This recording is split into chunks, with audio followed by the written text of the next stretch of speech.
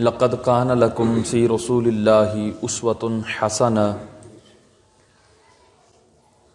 وقال اللہ تبارک وتعالی ما آتاکم الرسول فخذوہ وما نہاکم عنہ فانتہوا صدق اللہ مولانا العظیم وصدق رسولہ النبی الکریم الامین ونحن علی ذلک لمن الشاہدین والشاکرین والحمد للہ رب العالمین بلغ العلا بکمالہ کشف الدجا بجمالہ حسنت جمیع خصالہ صلوا علیہ وآلہ وسلموا تسلیما۔ شوق و محبت کے ساتھ پیارے آقا مدینے والے مصطفیٰ صلی اللہ تعالی علیہ وسلم کی بارگاہ بے کس پناہ میں درود پاک کا ہدیہ و نذرانہ پیش کریں۔ اللہم صلی علی سیدنا و مولانا محمد وعلی آل سیدنا و مولانا محمد وبارک وسلم صلی علیہ صلاۃ و سلاما علیک یا سیدی یا مکی یا ہاشمی یا مطلبی یا رسول اللہ، صدقے یا رسول اللہ۔ میرے آقا مدینے والے مصطفیٰ صلی اللہ تعالی علیہ وسلم کا فرمانے خوشگوار ہے، زینوا مجالسکم بالصلاۃ علیہ، کہ اپنی مجلسوں کو مجھ پر درود پاک پڑھ کر آراستہ کرو کہ بے شک تمہارا یہ درود مجھ تک پہنچتا ہے۔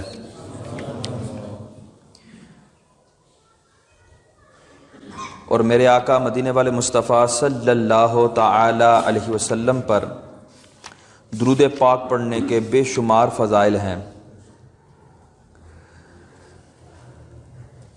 اور ایک بہت طویل حدیث پاک ہے حضرت ابی بن کعب رضی اللہ تعالیٰ عنہ کی۔ اس میں جب انہوں نے کثرت سے درود پاک پڑھنے کا اظہار کیا آقا دو عالم کی بارگاہ میں، تو آقا دو عالم صلی اللہ تعالی علیہ وسلم نے ان کو بشارت یہ عطا فرمائی کہ اے ابی بن کعب، اگر تو کثرت سے مجھ پر درود پڑھے گا تو یہ تیرے گناہوں کا کفارہ بھی ہو جائے گا، تیرے غموں کو بھی دور کر دے گا۔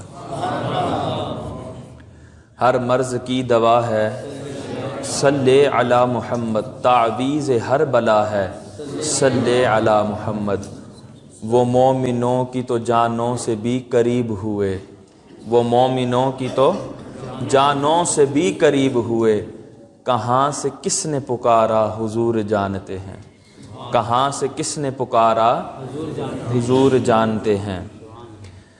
اللہ اکبر۔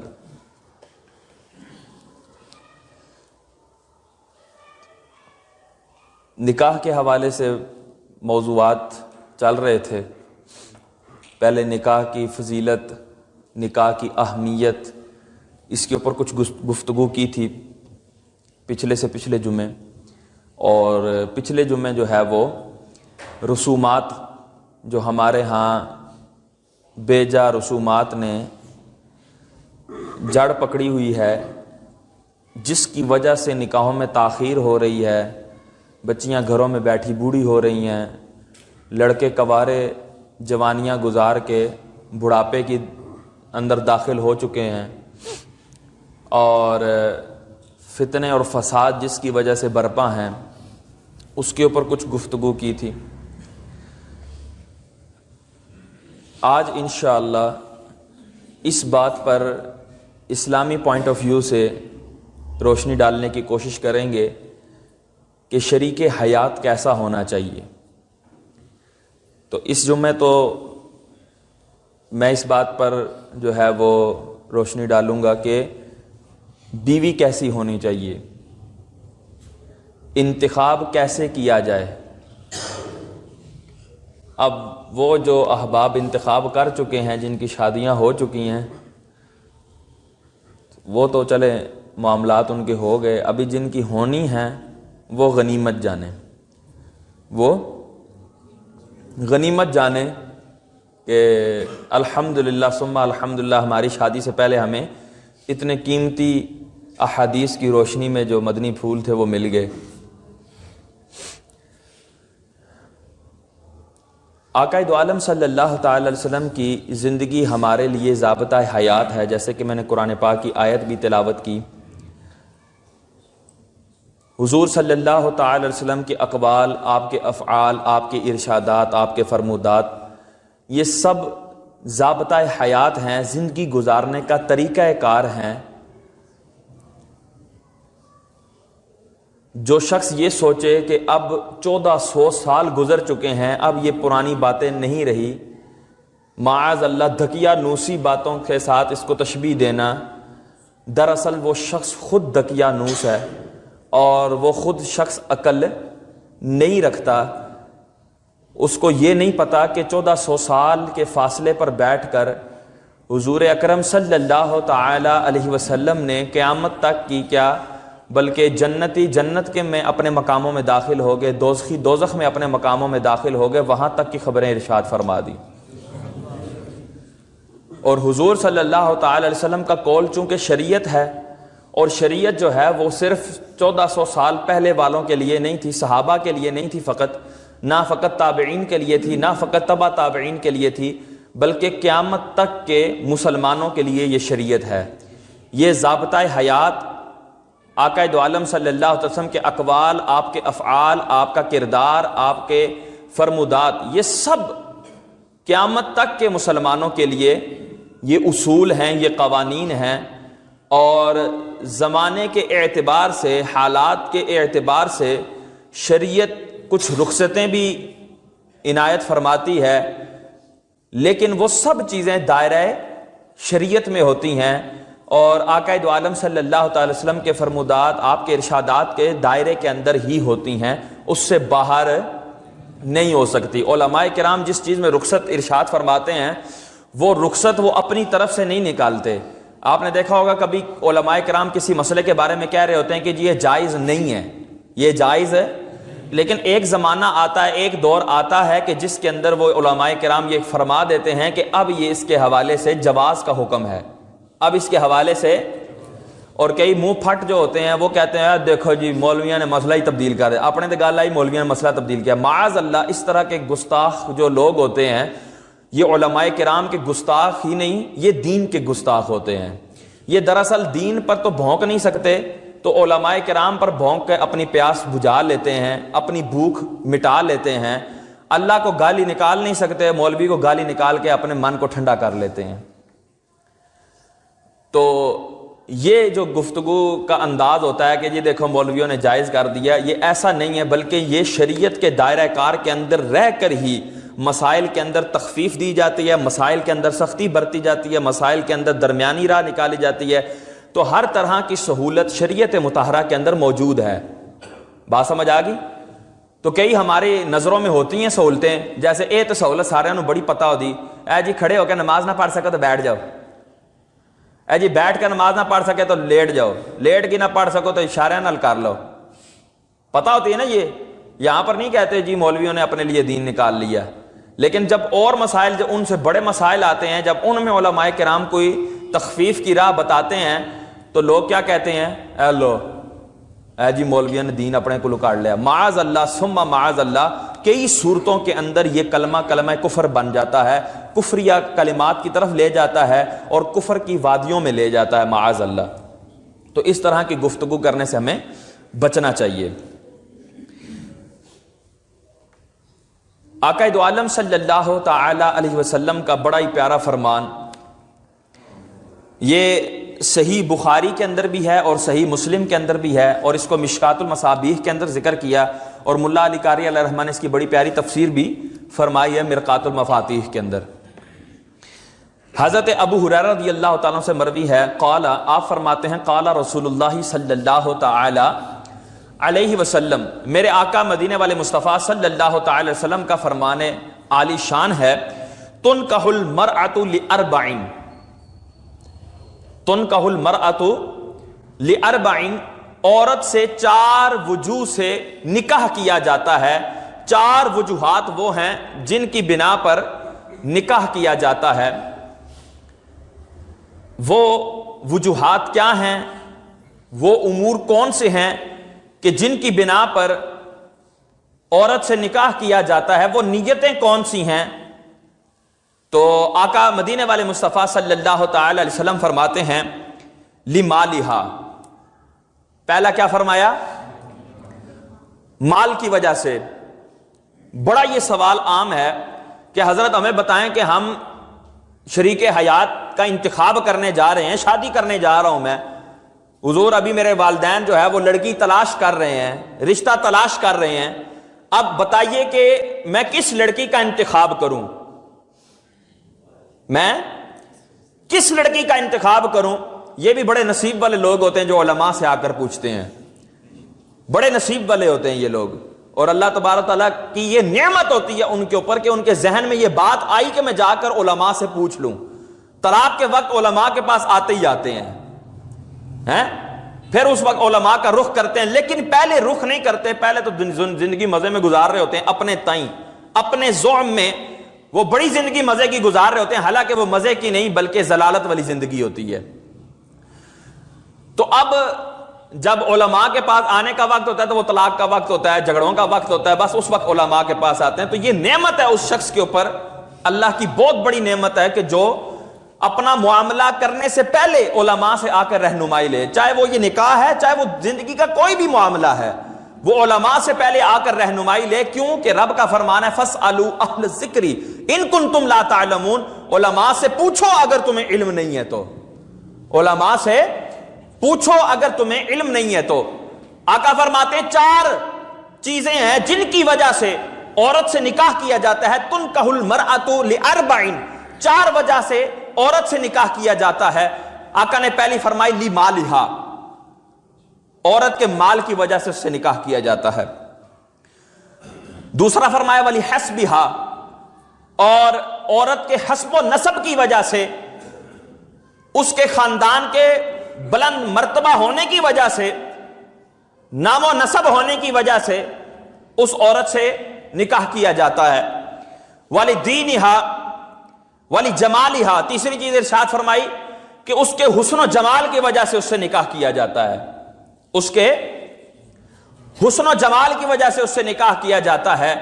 اور چوتھی چیز فرمائی وَلِدِينِهَا, اور عورت کے دیندار ہونے کی وجہ سے اس سے نکاح کیا جاتا ہے. یہ آقا نے عمومی جو نکاح ہو رہے ہیں ان کے اوپر روشنی ڈالی کہ اگر ان نکاحوں کی اغراض دیکھی جائیں, ان نکاحوں کی اغراض دیکھی جائیں, وجوہات دیکھی جائیں, کس بنا پر نکاح کیا گیا, اس چیز کی طرف نظر کی جائے تو وہ یہ 4 چیزیں ملیں گی. وہ کتنی چیزیں ملیں گی؟ لِمَالِهَا, عورت کے مال کی وجہ سے نکاح کر لیا. وَلِحَسْبِهَا, عورت کے حسب و نسب کی وجہ سے نکاح کر لیا. لِجَمَالِهَا, عورت سونی بہت ہے, خوبصورت بہت ہے, جمال والی ہے, حسن و جمال کی پیکر ہے, اس کی وجہ سے اس سے نکاح کر لیا. وَلِدِينِهَا, اور کوئی ہے جو دین کی وجہ سے بھی نکاح کر لیتا ہے. تو یہ وجوہات ہیں. آقا مدینے والے مصطفیٰ صلی اللہ تعالی علیہ وسلم نے اپنے امتیوں کو متوجہ کر کے فرمایا فَاظْفُرْ بِذَاتِ الدِّينِ, اے امتیوں دین والی کو ترجیح دیا کرو, دین والی کو ترجیح دیا کرو. تو یہ دین والی کو ترجیح دینا یہ بہت بڑا اہمیت کی حامل چیز ہے. آقا مدینے والے مصطفیٰ صلی اللہ تعالی وسلم کا ایک اور فرمان سنیے. آقا فرماتے ہیں جو کسی عورت سے اس کی عزت کے سبب نکاح کرے گا, جو کسی عورت سے اس کی عزت کے سبب نکاح کرے گا, اللہ اس کی ذلت میں اضافہ فرما دے گا. اور رب کا فرمان ہے وَتُعِزُّ مَن تَشَاءُ وَتُذِلُّ مَن تَشَاءُ, اللہ ہی جسے چاہتا ہے عزت دیتا ہے, جسے چاہتا ہے ذلیل کرتا ہے. اور یہ عزت اور ذلت کا دار و مدار رب کی ہستی پر ہے, اور یہ رب کے دستے قدرت میں ہے, رب کے اختیار میں ہے. میں کہتا ہوں خدا کی قسم, اگر پوری دنیا مل جائے ذلیل کرنے کے لیے, ایک بندے کو ذلیل کرنے کے لیے ساری دنیا ایک طرف ہو جائے, اور وہ ذلیل اس بندے کو ذلیل کرنا چاہے اور اللہ اس کو عزت دینا چاہے تو وہ ذلیل نہیں کر سکیں گے. دیکھو محمد عربی صلی اللہ تعالی علیہ وسلم کے در پر دنیا ہوئی تھی کہ نہیں ہوئی تھی. آقا دو عالم صلی اللہ تعالی علیہ وسلم کو ہر طرح سے ہتھ کنڈے اپنائے گئے, آپ کو بدنام کرنے کی کوشش کی گئی. محبوب کائنات صلی اللہ تعالی علیہ وسلم کے لیے کفار نے کیا کیا ظلم و ستم کیے, حضور صلی اللہ تعالی وسلم کے لیے کتنے پروپیگنڈے کیے گئے ہوں گے, اور کتنے کتنے ذہین اور فتین لوگ اس وقت بیٹھ کر مشاورتیں کرتے ہوں گے کہ محمد عربی کو معاذ اللہ ذلیل کیسے کرنا ہے، محمد عربی کی شان میں کمی کیسے کرنی ہے، لیکن وَرَفَعْنَا لَكَ ذِكْرَكَ کا ہے سایہ تجھ پر، وَرَفَعْنَا لَكَ ذِكْرَكَ کا ہے سایہ تجھ پر، بول بالا تیرا ذکر اونچا تیرا، عقل ہوتی تو خدا سے نہ لڑائی لیتے، یہ گھٹائیں اسے منظور ہے بڑھانا تیرا، یہ گھٹائیں اسے منظور ہے بڑھانا تیرا۔ جب رفعتیں اور بلندیاں دینے والی ذات رب کی ہے، مجھے بتاؤ ذلیل کون کرے گا؟ اور جب رب ذلیل کرنے پر آ جائے، جب بندے کو رب ذلیل کرے، اب مجھے بتاؤ دنیا بھر کے لوگ اس کو عزت دینے کے لیے چل پڑیں، اگر رب نے اس کے مقدر میں ذلت لکھی ہے تو اس کو ذلت پہنچ کے رہے گی۔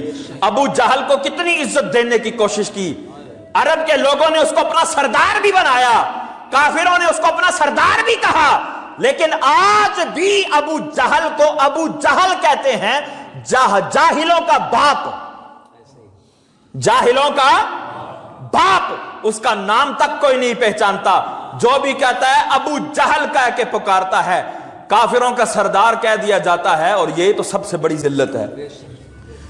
تو جب رب عزت دینے پر آتا ہے تو ذلت کوئی نہیں دے سکتا، جب رب ذلت دینے پر آتا ہے تو کوئی عزت نہیں دے سکتا۔ تو حدیث پاک میں ہے، آقا فرماتے ہیں جو کسی عورت سے عزت کی وجہ سے نکاح کرے کہ میں عزت چاہوں گا، مجھے عزت ملے گی، وہ یار کیسی عورت سے نکاح کیا تو نے یار، واہ واہ ہوگی، بلے بلے ہوگی، آقا فرماتے ہیں رب اس کی ذلت میں اضافہ فرمائے گا۔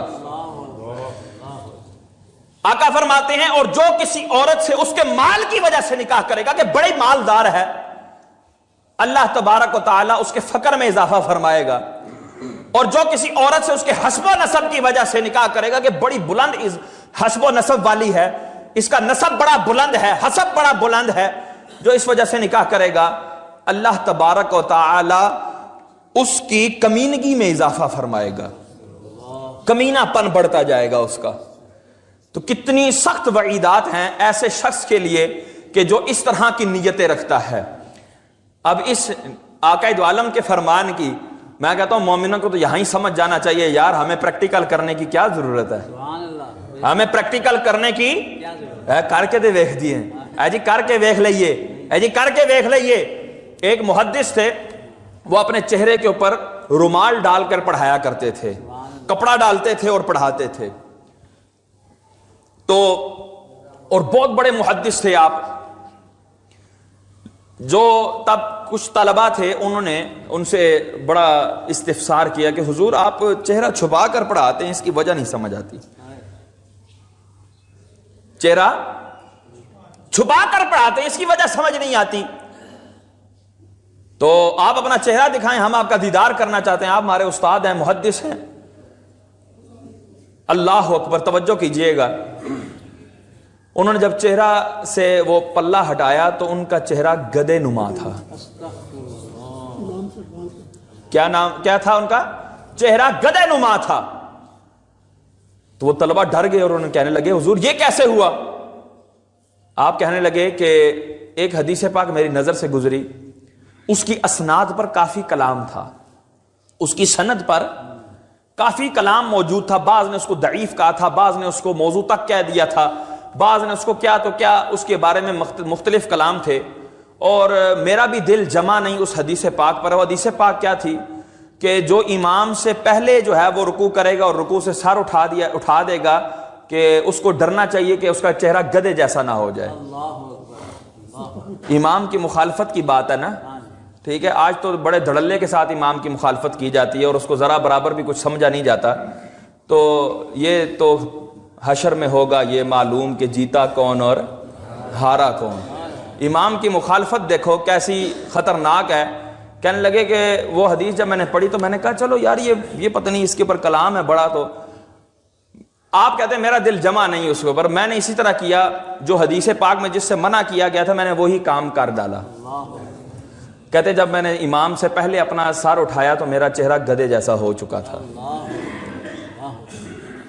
یہ عام بندے کی بات نہیں ہے، یہ ایک محدث کی بات بتا رہا ہوں۔ کہ جب حدیثوں کو چیلنج کیا جاتا ہے اور حدیثوں کو پس پش ڈالا جاتا ہے تو پھر انجام اسی طرح کا ہوتا ہے، اور اس سے بڑھ کر بھی انجام متوقع ہے۔ پھر وہ نیت پر ڈیپینڈ کرتا ہے کہ کون کیسی نیت رکھ کر کیا اعمال کر رہا ہے۔ اب یہ حضور کے واضح ارشادات اسی لیے بیان کیے جا رہے ہیں تاکہ لوگ اپنی زندگیاں ان کے مطابق گزاریں۔ تو جو مال کی وجہ سے نکاح کرتا ہے اس کو فقر لاحق ہو جاتا ہے، عزت کی وجہ سے کرے گا ذلیل ہو جائے گا، اور جو حسب و نسب کی وجہ سے کرے گا اس کی کمینگی میں رب اضافہ فرما دیتا ہے۔ مجھے بتاؤ کیا یہ ہو کر رہے گا کہ نہیں رہے گا؟ اس پر ایک واقعہ، حضرت سفیان بن عیینہ رضی اللہ تعالیٰ عنہ، بہت بڑے آپ محدث ہیں اور مشہور، آپ اللہ کے بہت بڑے ولی بھی ہیں۔ حضرت سفیان بن عیینہ بہت بڑے محدث ہیں، آپ کوفہ کے رہنے والے تھے۔ آپ کے پاس ایک شخص حاضر ہوا اور عرض کرنے لگا کہ حضور میری بیوی جو ہے وہ مجھے ذلیل کرتی ہے، میری عزت نہیں کرتی، میرا کہنا نہیں مانتی، میرے سے اونچی آواز میں بات کرتی ہے اور ہر وقت مجھے ذلیل کرنے کے در پر رہتی ہے، حضور اس کا کیا ماجرا ہے، یہ کیا وجہ ہے؟ حضرت سفیان بن عیینہ نے اپنے سر جھکا لیا اور تھوڑی دیر سوچنے کے بعد اپنا سر انور اٹھایا اور آپ نے فرمایا، اوے مجھے یہ تو بتا، کیا تو نے اس عورت سے عزت کے لیے نکاح کیا تھا؟ تو وہ شخص کہنے لگا جی ہاں، میں نے نیت یہی تھی میری کہ میں اس سے شادی کروں گا تو میری عزت میں اضافہ ہوگا۔ آپ نے فرمایا تو سن، جو کسی عورت سے عزت کے لیے نکاح کرتا ہے رب اس کو ذلیل کرتا ہے، تو ذلت تیرا مقدر ہو چکی ہے، اب کس لیے اپنی بیوی سے عزت کا مطالبہ کرتا ہے؟ اب یہ کیوں کہتا ہے کہ وہ میری عزت کرے؟ اور آپ نے فرمایا جو کسی سے مال کی وجہ سے نکاح کرتا ہے اللہ اس کے فقر میں اضافہ کر دیتا ہے، اس کو محتاج کر دیتا ہے، اس کی محتاجی بڑھا دیتا ہے۔ جو عزت اور حسب نسب کی وجہ سے نکاح کرتا ہے رب اس کو ذلیل کر دیتا ہے، اس کی کمینگی میں اضافہ کر دیتا ہے۔ تو اے شخص، اگر تو نے دین کی وجہ سے نکاح کیا ہوتا تو رب تجھے دین بھی عطا کرتا، تجھے عزت بھی عطا کرتا، تجھے مال بھی عطا کرتا، تیرے لیے برکتیں بھی رکھ دیتا۔ حضرت سفیان بن عیینہ کا ہی واقعہ ہے۔ آپ فرماتے ہیں میرے ہم 4 بھائی تھے، محمد، عمران اور ابراہیم اور میں سفیان۔ کہتے ہیں کہ میرے بھائی نے نکاح کیا ایک عورت سے عزت کے لیے، تو میں نے دیکھا کہ وہ شخص میرا بھائی جو ہے وہ ذلیل ہو گیا، معاشرے کے اندر ذلت اس کا مقدر بن گئی، اور میرے ایک بھائی نے عورت سے نکاح کیا اس کے مال کے حصول کے لیے کہ مال مل جائے، تو کہتے میں نے اس کو بھی دیکھا کہ اس کو رب نے محتاج کر دیا، فقیر بنا دیا۔ پہلے جو اس کا مال و دولت تھا وہ بھی لٹ گیا، وہ بھی ضائع ہو گیا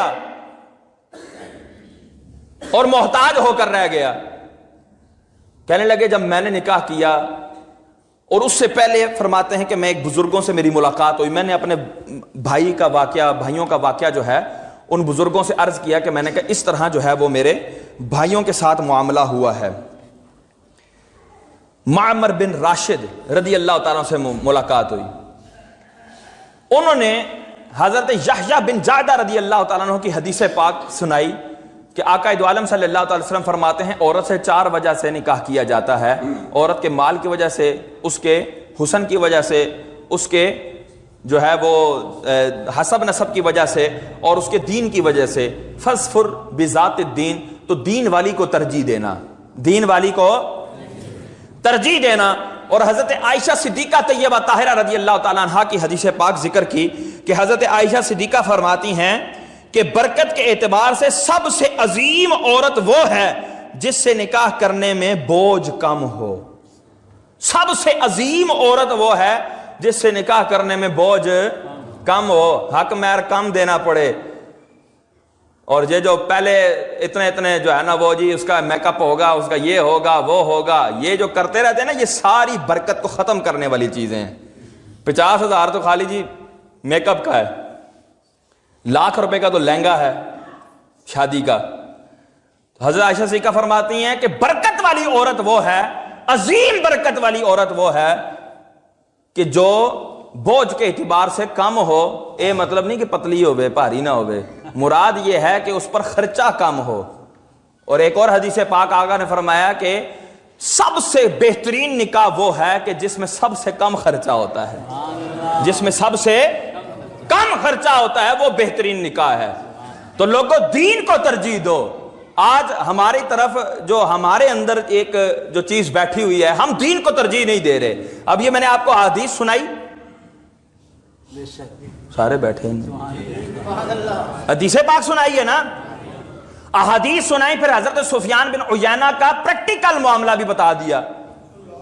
آپ کے اپنے گھر میں معاملہ ہوا, بھائیوں کو آپ نے دیکھا, اور فرماتے ہیں جب میں نے نکاح کیا نا, حضرت سفیان فرماتے ہیں میں نے دین کو ترجیح دی.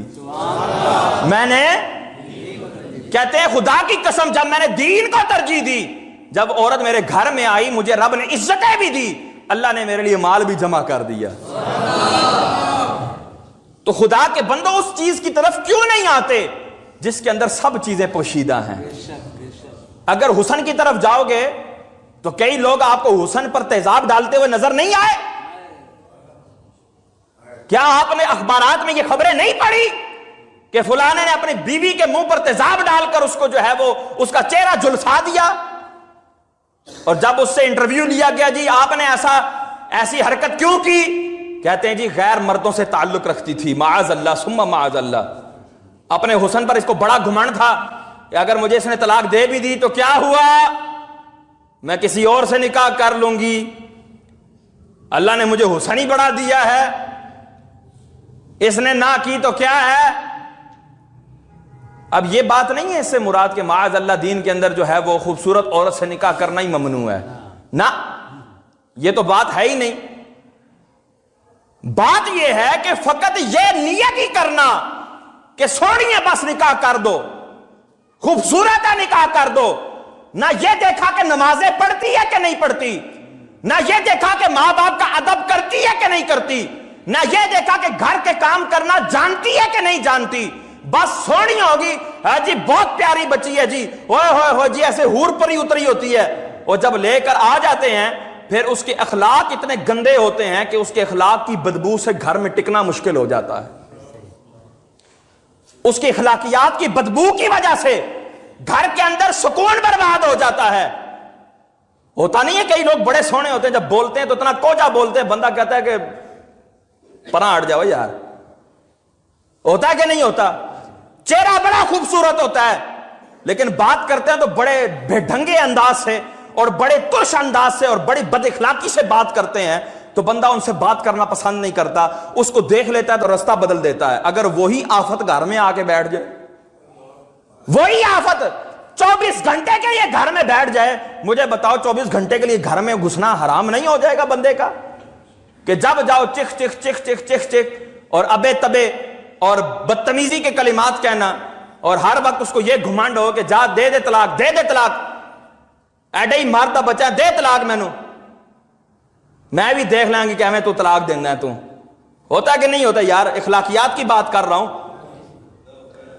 مال سے نکاح کیا, مالدار عورت سے, اور تیری تو اوقات ہی کیا ہے تو مجھ سے نکاح کرتا؟ یہ تو میں ہاں نہ کرتی تو تیری کیا اوقات تھی کہ تم مجھ سے نکاح کرتا؟ تو تو میری جوتی خریدنے کی حیثیت نہیں رکھتا,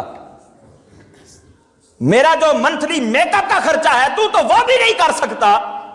یہ تو میں نے اپنے باپ کو منایا تھا تیرے سے نکاح کرنے کے لیے تو تیرے سے نکاح کر لیا, ورنہ تیری کیا حیثیت ہے؟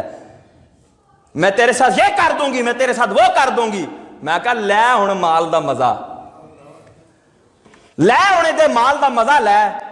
بڑا تو غنی ہونا چاہتا سی کہ بھائی مال آئے گا, مال آ گیا. پھر اس نے ایسا کیس کیا, او دے کول تے حرام دی دولت, اے دی حلال دی دولت بھی لگ گئی. ہے کہ نہیں؟ ہوتا کہ نہیں یار؟ یہ میں تصویریں بتا رہا ہوں, مجھے کہیں کہ نہیں جی کو کاف کی باتیں کر رہے ہیں, ہمارے معاشرے میں تو کخ بھی ایسا نہیں ہوتا. اسی تے سارے ہی بہترین معاشرے والے سے حدیثاں تے ساری پڑھی بیٹھے ہیں, ہے کہ نہیں یہ؟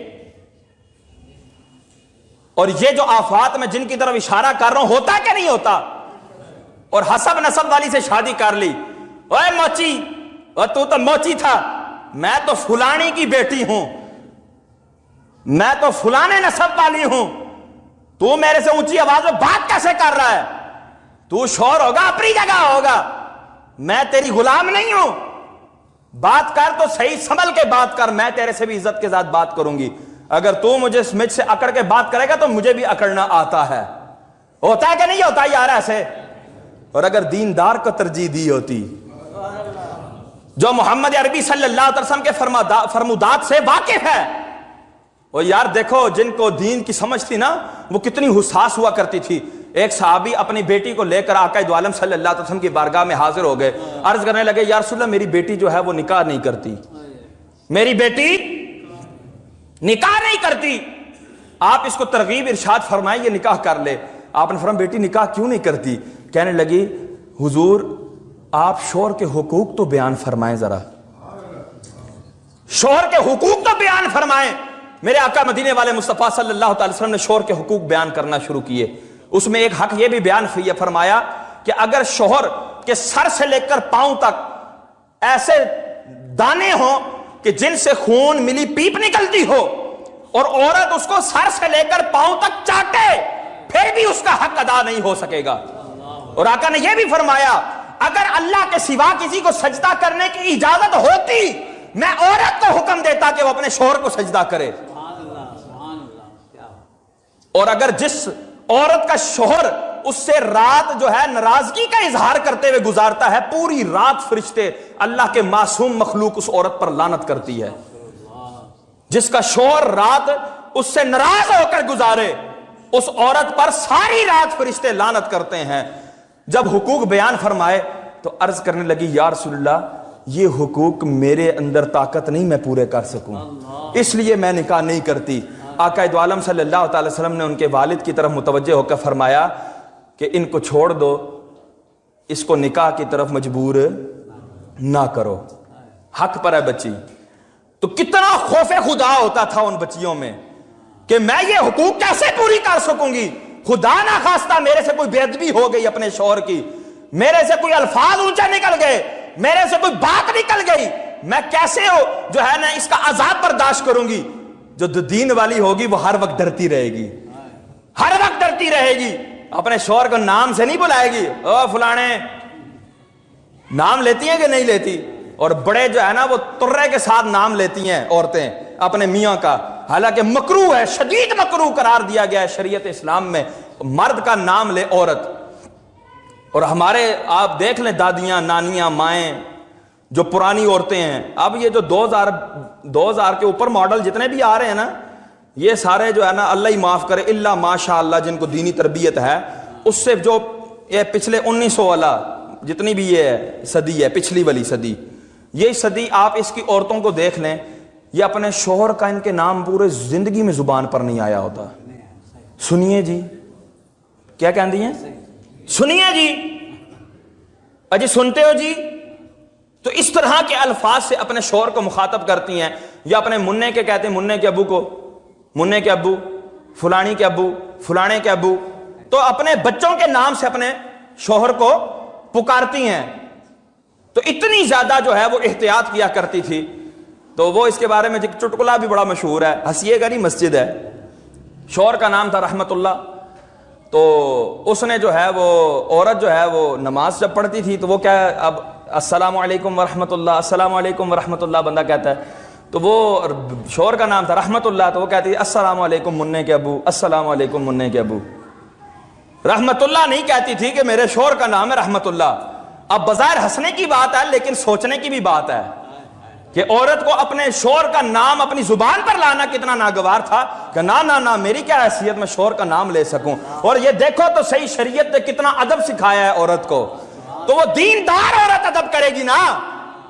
میں ایک اپنے میرے دوست ہیں، میں ان کو جانتا ہوں بڑی اچھی طریقے سے، بڑا جو ہے نا وہ ان کا ماشاءاللہ ایک دینی نظام ہے سارا، تو ان کو دھوکہ دراصل ہوا، انہوں نے بیچاروں نے دین کے حوالے سے کوئی کیا لیکن وہ دراصل معاملات کو سیٹ نہ ہو پائے، دنیاوی باتیں پڑی سی، دنیاوی باتیں پڑی سی۔ تو انہوں نے کہا کہ دیکھو شوہر جو ہے نا یہ مرد جو ہوتا ہے یہ عورت پر حاکم ہوتا ہے، کیا ہوتا ہے؟ حاکم ہوتا ہے۔ اس نے اپنی 11ویں کی غالباً یا 12ویں کی کتاب نکال کر اپنے شوہر کے سامنے رکھی، اور وہ کتاب کا صفحہ نمبر انہوں نے مجھے بھی بھیجا, میں نے وہ پڑھا. اس کے اس صفحے کے اوپر جو ہے وہ لکھا ہوا تھا کہ مرد, عورت جس طرح مرد کی محتاج ہے, مرد اسی طرح عورت کا محتاج ہے.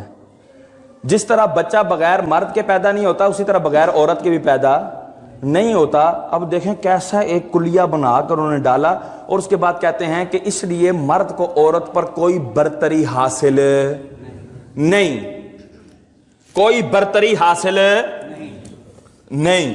تو کہتی ہے میں بھی برابر, تو بھی برابر, جتنے میرے حقوق اتنے تیرے حقوق, میں تیری کیوں عزت کروں, ہم دونوں برابر ہیں آپس میں. وہ کہتے نہیں برابر ہم دونوں, میں شوہر ہوں تیرا, تو میری بیوی ہے. پھر انہوں نے آیت مبارکہ سنائی, الرجال قوامون علی النساء, اور لوگوں مردوں کو عورتوں پر حاکم بنا دیا گیا ہے, مردوں کو عورتوں پر. جب انہوں نے اپنی بیوی کو یہ آیت سنائی نا, وہ کہتی ہے نہ تو نے غلط ترجمہ کیا ہے. پھر انہوں نے باقاعدہ مجھے وائس میسج کر کے انہوں نے کہا کہ مفتی صاحب آپ اس حوالے سے کچھ مدنی پھول بیان کر دیں اور یہ آیت کریمہ کا ترجمہ بھی کر دیں, سارا کچھ کر دیں. میں نے کوئی بڑا سا لمبا چوڑا میسج بنا کر تربیت کے لیے میں نے فارورڈ کر دیا ان کو. اور کہتے ہیں جب میں نے اپنی بیوی کو سنایا, سن کے وہ کہتی ہے کہ یہ بھی تمہارا دوست ہی ہوگا کوئی, یہ بھی تمہارا دوست ہی ہوگا کوئی, تم نے اس کو کہہ دیا ہوگا بھئی ایسے ایسے الفاظ کہہ دینے ہیں تو بس ٹھیک ہے بات ہو گئی. بات وہی ہے جو میں نے کتاب میں پڑھی ہے کہ ہم دونوں برابر ہیں. اور جب برابری کا مطالبہ ہوتا ہے نا, پھر عزت بھول جاتی ہے, پھر عورت عزت, کیونکہ مرد کے جو ہے مزاج کے اندر تھوڑی سی گرمی بھی ہوتی ہے, مرد تھوڑا سا روب بھی ڈالتا ہے, جب وہ روب ڈالتا ہے تو وہ بھی آگے سے روب ڈالتی ہے, جب وہ روب ڈالتی ہے پھر رشتہ ٹوٹ جاتا ہے.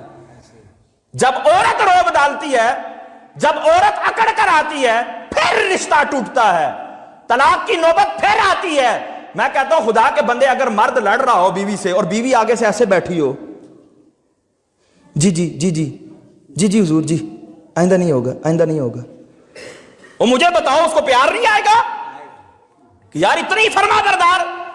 اور پھر بعد میں وہ آ کے کہے گا کہ یار معافی چاہتا ہوں, میں بس پتہ نہیں غصے میں جو ہے نا, باہر سے غصے میں آیا تھا, تیرے پر غصہ سارا اتار دیا. اللہ تیرا بھلا کرے تو بولی نہیں آگے سے, اللہ تیرا بھلا کرے تو بولی نہیں آگے سے. نہ ساڑھے معاشرے دی تصویر ہی پٹھی ہے. مرد آ کے چپ کر کے بیٹھ جاتا ہے, عورت چپے دے دے کے باتیں سناتی ہے. ہوتا ہے کہ نہیں ہوتا یار, سارے بڑے چپ کر کے بیٹھے ہو, نہیں جی ساڑھے کار نہیں ہوتا, ایسے کر کے باتیں سناتی ہے کہ نہیں سناتی. اور جی تو نے فلانا کام نہیں کیا, تو نے ٹمکانا کام نہیں کیا, تیری مجال کیسے ہوئی, تو نے فلانا کام کر دیا, تو نے یہ کیا, تو نے وہ کیا, تیری یہ تو تیری وہ. اور کئی عورتیں جو ہے نا پہلے ڈر رہی ہوتی ہیں شور سے, جو ہی بچے جوان ہوتے ہیں پھر سینے میں زور آ جاتا ہے, پھر سینے میں زور آ جاتا ہے. اب پتروں کے بہاف پر عورت جو ہے نا اپنے شوہر سے لڑتی ہے, کہنی ہے پکڑ کے کٹ سننا تو تیری چیخ بھی نہ باہر نکلنے دے سن. ہوتا ہے کہ نہیں ہوتا یار, بات سچی بات کرنا ہے, میں ایسے اتنی باتیں کر رہا, یہ ساری یہ معاشرے کے بھیانک روپ ہے کہ نہیں ہے.